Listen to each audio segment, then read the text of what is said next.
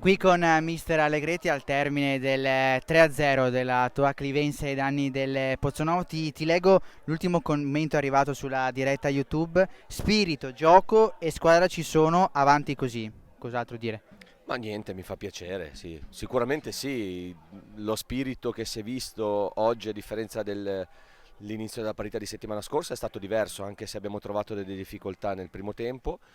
Poi il secondo abbiamo cambiato qualcosina, nel senso che non riuscivamo a trovare spazi sugli esterni, quindi abbiamo aumentato un uomo in mezzo al campo ed è andata bene, sono stati bravi. Esatto, diciamo che ha fruttato avanzare Bragagnolo in mezzo al campo e poi soprattutto nel secondo tempo si sono sbloccati i tre attaccanti con Iaquinta che abbiamo visto anche abbracciato da tutti i compagni, finalmente ha trovato la rete anche lui in campionato, poi Cibin e Richello. Comunque una partita grandissima da parte di tutta la squadra e forse uno dei migliori in campo anche Venitucci direi perché quella punizione, ma non solo perché il suo lavoro lì dietro alle punte, quest'oggi invece è arretrato a centrocampo, diciamo che le mosse tecnico-tattiche hanno portato i loro frutti. Ma sono stati bravi come sempre a interpretare i ruoli, poi le qualità di Venitucci non le scopriamo di certo oggi, è un giocatore per noi importante, è chiaro che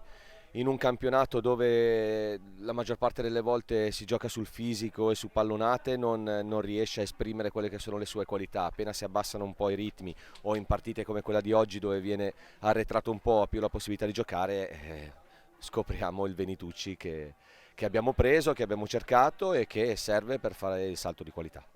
Guardando anche le altre squadre, l'Ambrosiana è riuscita a vincere 2-1 verso la fine della sua partita, quindi comunque là davanti non è cambiato tanto, però quello che conta comunque è una Clivense che ha ripreso a vincere, che sta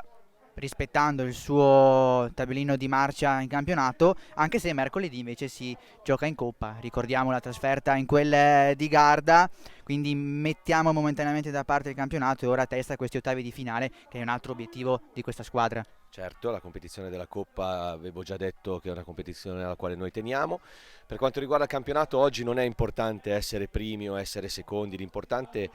è riuscire a fare prestazioni del genere, vincere. Quindi oggi assolutamente è andata bene, dispiace per settimana scorsa dove per una serie di cose non ce l'abbiamo fatta, però l'importante è continuare a fare punti e continuare ad avere lo spirito giusto che è quello di attaccare, di essere sempre propositivi che poi alla fine è quello che paga.